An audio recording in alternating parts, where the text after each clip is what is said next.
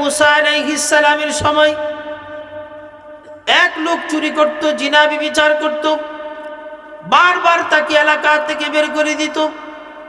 আবার বারবার লোকটা ভালো হয়ে এলাকার মানুষের কাছে আবদার করত, আর কখনো অপরাধ করব না, জুলুম করব না, চুরি করব না। বারবার এলাকার লোকেরা তাকে ঠাঁই দিত, আবার বারবার চুরি করত, আবার বারবার তাকে বের করে দিত।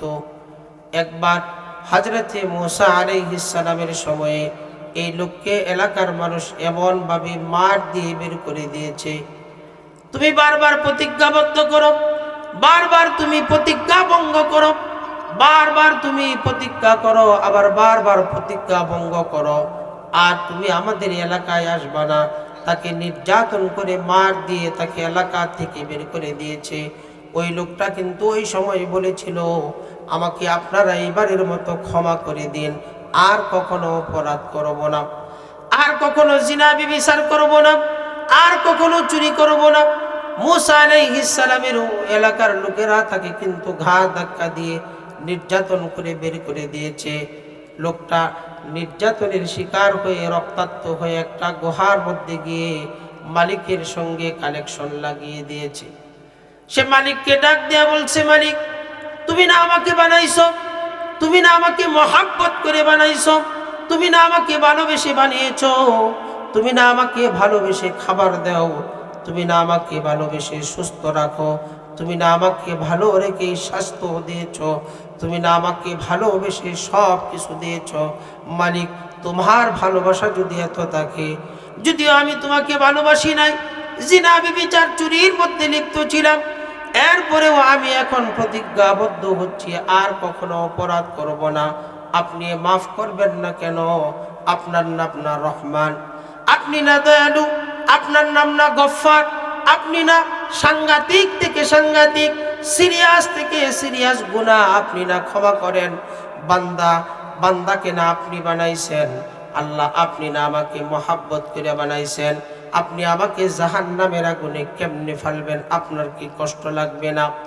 লোকটা আল্লাহর কাছে ক্রন্দন করতে করতে, কান্না করতে করতে, ক্ষমা চাইতে চাইতে নিজের মাথার মধ্যে অথবা নিজের শরীরের মধ্যে আঘাত করতে করতে এক সময় লোকটা দুনিয়ার থেকে বিদায় নিয়ে নিল। হযরতে মুসা আলাইহিস সালামকে আল্লাহ জানিয়ে দিলেন, মুসা নবী, এই গুহার মধ্যে একটা লোক মারা গিয়েছে, তার জানাজা দাফন কাফনের ব্যবস্থা করুন। আল্লাহ রাব্বুল আলামিনের ভালোবাসা অর্জন করতে হবে। আল্লাহ রাব্বুল আলামিনের ভালোবাসা যদি অর্জন করতে পারি, তাহলে আল্লাহ রাব্বুল আলামিন এই পৃথিবীর মধ্যে আমাকে দামি বানাবে, এবং পরকালেও আল্লাহ রাব্বুল আলামিন আমার আপনার দাম দ্বিগুণ করে দিয়েছেন। আল্লাহ রাব্বুল আলামিন বলেন, ওয়াসিকাল্লাযীনা ইত্তাকাউ রাব্বাহুম ইলাল জান্নাতি যুমারা। আল্লাহ রাব্বুল আলামিন জান্নাতীদেরকে ঘোষণা দিয়েছেন, যারা জান্নাতি হবে তাদেরকে আমি আল্লাহ রাব্বুল আলামিন এত সুন্দর জান্নাত দিয়ে দিব, যেই সুন্দর জান্নাত দেখে আল্লাহ এই সূরার শেষ অংশে আল্লাহ বলেন, জান্নাতীরা জান্নাতের ভিতরে ঢুকে বলে ফেলবে, ওয়াকালুল হামদুলিল্লাহিল্লাযী সাদাকনা ওয়া'দাহু ওয়া আওরাসানাল আরদা নাতাবাওয়াউ মিনাল জান্নাতি হাইথু নাশা। জান্নাতীরা আল্লাহর জান্নাতে প্রবেশ করে, আল্লাহ এত সুন্দর করে জান্নাতীদের জন্য জান্নাত সাজাবেন।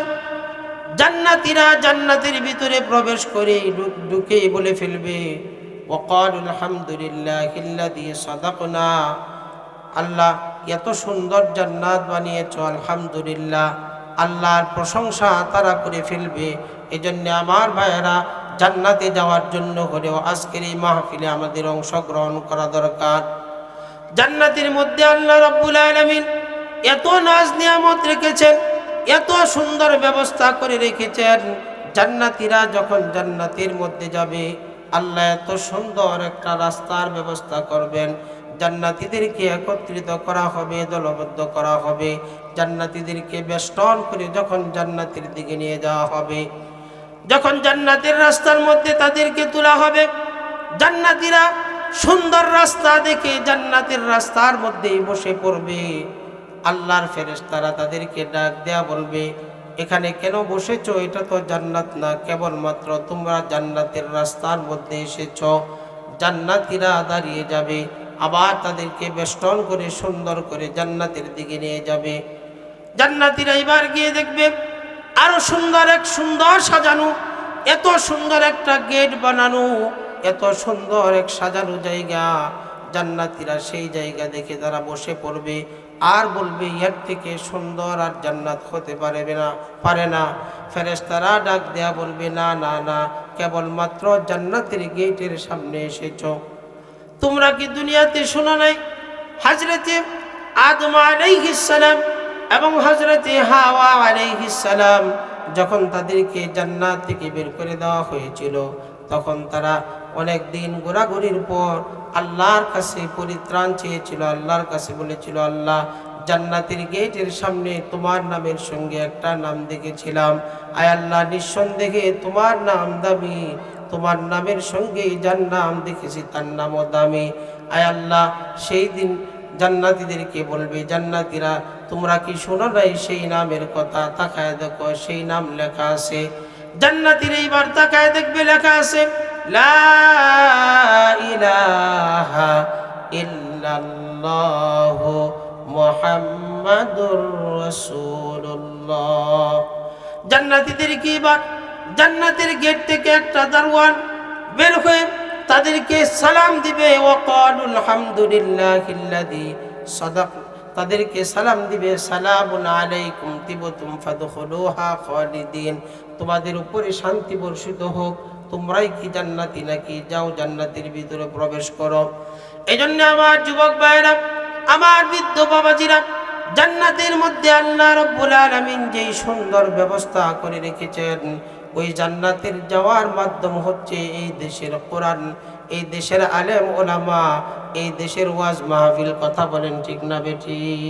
হ্যাঁ, এই জন্য জান্নাতে যদি আপনি যাইতে চান, দুনিয়াতে আল্লাহ জান্নাতের যেই নমুনা দিচ্ছেন, এই নমুনার মধ্যে আপনাকে উপস্থিত হইতে হবে না, হাজিরা দিতে হবে না। এই জন্য আজকের মাহফিল তো জান্নাতের একটা উপমা স্বরূপ, একটা রাস্তা।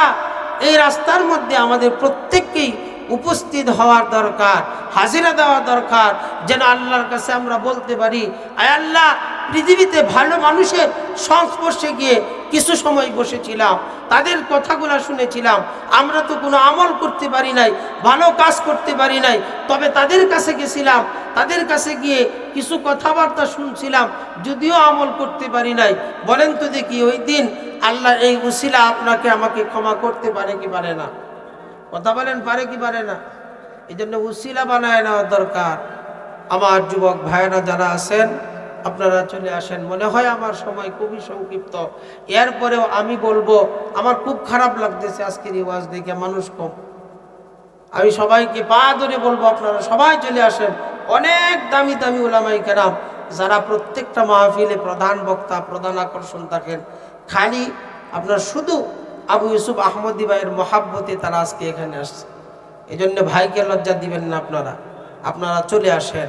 সম্মানিত হাজিরিন, আল্লাহ তাআলা আমাদেরকে বলছেন, আমি যে আয়াতে কারিমা তেলাওয়াত করেছি, এই আয়াতের মধ্যে আল্লাহ বলছেন, ইয়া আইয়ুহাল্লাযীনা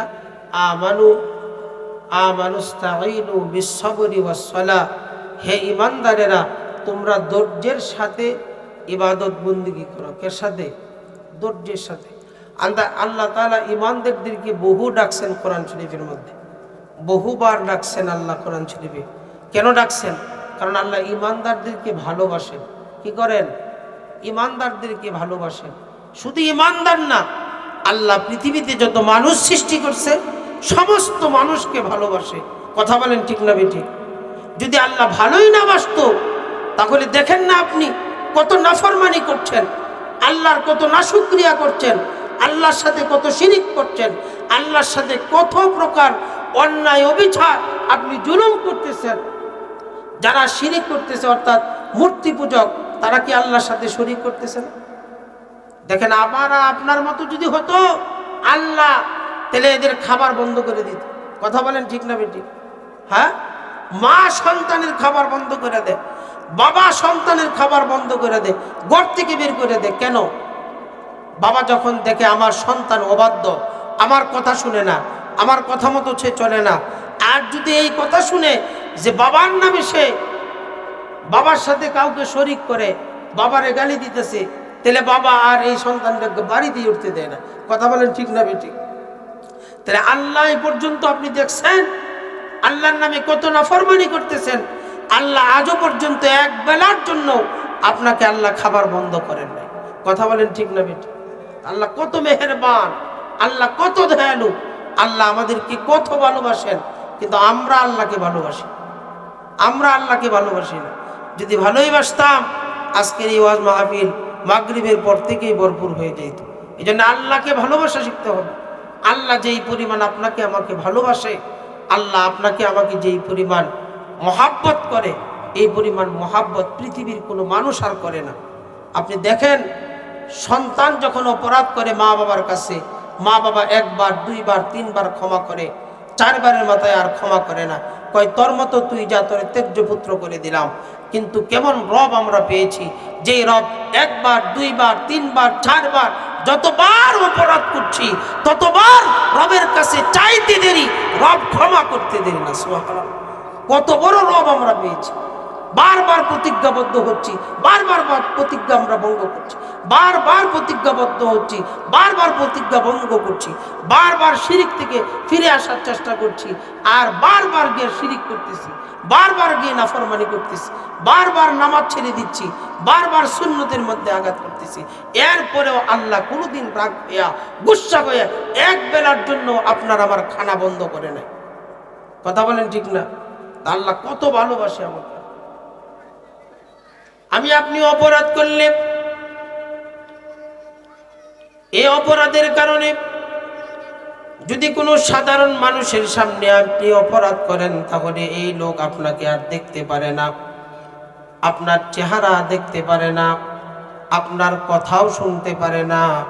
আপনার কথা শুনলেই সে আপনার নামে গীবত শিকায়েতে লিপ্ত হয়। কিন্তু আমরা এমন আল্লাহ পেয়েছি যে আল্লাহ বান্দা যখন আল্লাহর কাছে নত হয়ে যায়, বান্দা যখন আল্লাহর কাছে ভুল স্বীকার করে ফেলে, বান্দা ভুল স্বীকার করতে দেরি হয়, আল্লাহ বান্দার গুনাহগুলো কিন্তু ক্ষমা করতে দেরি করেন না। হযরত মুসা আলাইহিস সালামের সময় এক লোক চুরি করত, জিনা ব্যভিচার করত, বারবার তাকে এলাকা থেকে বের করে দিত। আবার বারবার লোকটা ভালো হয়ে এলাকার মানুষের কাছে আবদার করত, আর কখনো অপরাধ করব না, জুলুম করব না, চুরি করব না। বারবার এলাকার লোকেরা তাকে ঠাঁই দিত, আবার বারবার চুরি করত, আবার বারবার তাকে বের করে দিত। একবার হযরতে মুসা আলাইহিস সালামের সময়ে এই লোককে এলাকার মানুষ এমনভাবে মার দিয়ে বের করে দিয়েছে, তুমি বারবার প্রতিজ্ঞাবদ্ধ করো, বারবার তুমি প্রতিজ্ঞা ভঙ্গ করো, বারবার তুমি প্রতিজ্ঞা করো, আবার বারবার প্রতিজ্ঞা ভঙ্গ করো, আর তুমি আমাদের এলাকায় আসবা না। তাকে নির্যাতন করে মার দিয়ে তাকে এলাকা থেকে বের করে দিয়েছে। ওই লোকটা কিন্তু ওই সময় বলেছিল, আমাকে আপনারা এইবারের মতো ক্ষমা করে দিন, আর কখনো অপরাধ করব না, আর কখনো জিনা ব্যভিচার করব না, আর কখনো চুরি করব না। মুসা আলাইহিস সালামের এলাকার লোকেরা তাকে কিন্তু ঘাড় ধাক্কা দিয়ে নির্যাতন করে বের করে দিয়েছে। লোকটা নির্যাতনের শিকার হয়ে রক্তাক্ত হয়ে একটা গুহার মধ্যে গিয়ে মালিকের সঙ্গে কালেকশন লাগিয়ে দিয়েছে। সে মালিককে ডাক দেয়া বলছে, মালিক তুমি না আমাকে বানাইছো, তুমি না আমাকে মহাব্বত করে বানাইছো, তুমি না আমাকে ভালোবেসে বানিয়েছো, তুমি না আমাকে ভালোবেসে খাবার দাও, তুমি না আমাকে ভালোবেসে সুস্থ রাখো, তুমি না আমাকে ভালো রেখে স্বাস্থ্য দিয়েছ, তুমি না আমাকে ভালোবেসে সব কিছু দিয়েছ। মালিক তোমার ভালোবাসা যদি এত থাকে, যদিও আমি তোমাকে ভালোবাসি নাই, জিনা ব্যভিচার চুরির মধ্যে লিপ্ত ছিলাম, এরপরেও আমি এখন প্রতিজ্ঞাবদ্ধ হচ্ছি আর কখনো অপরাধ করব না, আপনি মাফ করবেন না কেন? আপনার নাম না রহমান, আপনি না দয়ালু, আপনার নাম না গফফার, আপনি না সাংঘাতিক থেকে সাংঘাতিক, সিরিয়াস থেকে সিরিয়াস গুনাহ আপনি না ক্ষমা করেন। বান্দাকে না আপনি বানাইছেন, আল্লাহ আপনি না আমাকে মহাব্বত করে বানাইছেন, আপনি আমাকে জাহান্নামের আগুনে কেমনে ফেলবেন? আপনার কি কষ্ট লাগবে না? লোকটা আল্লাহর কাছে ক্রন্দন করতে করতে, কান্না করতে করতে, ক্ষমা চাইতে চাইতে নিজে মাথার মধ্যে অথবা নিজের শরীরের মধ্যে আঘাত করতে করতে এক সময় লোকটা দুনিয়ার থেকে বিদায় নিয়ে নিল। হযরতে মুসা আলাইহিস সালামকে আল্লাহ জানিয়ে দিলেন, মুসা নবী, এই গুহার মধ্যে একটা লোক মারা গিয়েছে, তার জানাজা দাফন কাফনের ব্যবস্থা করুন। মুসা আলাইহিস সালাম গুহার মধ্যে এসে দেখে ওই চূড়া। মুসা আলাইহিস সালাম আল্লাহকে ডাক দেয়া বলেন, আল্লাহ, এতে এলাকা থেকে বারবার প্রতিজ্ঞাবদ্ধ হয়েছে, বারবার সে প্রতিজ্ঞা বন্ধ করেছে, এই জন্য এলাকার মানুষ ক্ষিপ্ত হয়ে তাকে বের করে দিয়েছে, তার জানাজায় কেউ অংশগ্রহণ করবে না, আসবে না। আল্লাহ রাব্বুল আলামিন ওহীর মাধ্যমে মুসা নবীকে জানিয়ে দিয়েছে, আপনি জানিয়ে দেন আমি আল্লাহ রাব্বুল আলামিন রাত্রিবেলা এই লোকটা আমার কাছে তওবা করতে করতে দুনিয়া থেকে বিদায় নিয়েছে। সে এমনভাবে আমি আল্লাহকে ডেকেছে, আমি আল্লাহ তার প্রতি খুশি হয়ে গেছি, আমি আল্লাহ তার জিন্দেগীর সমস্ত গুনাহগাতাগুলি মাফ করে দিয়েছি। অতএব লোকটার যেহেতু আমি গুনাহগুলা মাফ করে দিয়েছি, লোকটা জান্নাতি হয়ে গেছে। আর জান্নাতি লোকের জানাজার মধ্যে অংশগ্রহণ করলে আমি আল্লাহ ঘোষণা দিয়ে দিলাম, এর জানাজার মধ্যে যারা অংশগ্রহণ করবে তারা সকলেই জান্নাতি হয়ে যাবে। আমার যুবক ভাইয়েরা, আমার মুসলমান বাবাজিরা, এই যে দেখেন, এই ব্যক্তি বারবার আল্লাহর কাছে তওবা করেছে, বারবার মানুষের কাছে তওবা করেছে, বারবার মানুষের কাছে প্রতিজ্ঞাবদ্ধ হয়েছে। মানুষ কিন্তু একবার, দুইবার, তিনবার, চারবারের মাথায় তাকে আর কিন্তু ঢুকতে দেয় নাই, এলাকায় থাকতে দেয় নাই, নির্যাতন করেছে, প্রহর করেছে। কিন্তু আল্লাহর কাছে বারবার প্রতিজ্ঞা ভঙ্গ করার পরেও আল্লাহ কিন্তু তার বান্দার মহাব্বত ছাড়ে নাই, তার বান্দাকে কিন্তু আল্লাহ তাআলা মাফ করে জান্নাতি বানায় দিয়েছে। এজন্য আমার যুবক ভাইরা, যেহেতু আজকে একটা আয়োজন হয়েছে, আজকে একটা গুনাহ মাফের সুযোগ হয়েছে, আজকে একটা গুনাহ মাফের রাস্তা শুরু হয়েছে, আজকে একটা গুনাহ মাফের জায়গার সুবাদ হয়েছে। এজন্য আমার কোনো যুবক ভাই, আমার কোনো যুবক বন্ধু, আমার কোনো বৃদ্ধ বাবা আজকে অন্তত এই মাহফিল থেকে মাহরুম হয়ে নিজের গুনাহকে মোচন করার থেকে আমরা বিরত থাকবো না। পারবো তো ইনশাআল্লাহ? পারবো না ইনশাআল্লাহ? এই জন্য আমার ভাইয়েরা, আমার যুবক ভাইয়েরা, এই যে হযরত উলামায়ে কেরাম ওয়াজ করবেন, আপনারা খুব মনোযোগ দিয়ে শুনবেন। অনেক এই যে আমার পরে যিনি কথা বলবেন, চিনেন না আপনারা? তাহলে 4 জন পীর সাহেবের খলিফা। কয়জন? 4 জন পীর সাহেবের খলিফা। তাও এমন এমন পীর, হযরতুল আল্লামা এমদাদুল হক সাহেব, শাইখে বালিয়া, সুযোগ্য খলিফা, শাইখুল হাদিস, অত্যন্ত বড় ব্যক্তি, বাংলাদেশের শীর্ষ উলামাদের মধ্যে একজন। সারা বাংলাদেশ সহ সারা প্রায় পৃথিবীর অনেক জায়গায় ওনার ছাত্রের অভাব নাই, এমন একজন ব্যক্তির খোলাফা শাইখুল হাদিস হযরতুল আল্লামা আইয়ুব আলী নুরানি হাফিজাহুল্লাহ, হযরতের খলিফা। এত বড় ব্যক্তি দেখছেন, আসছে কেন?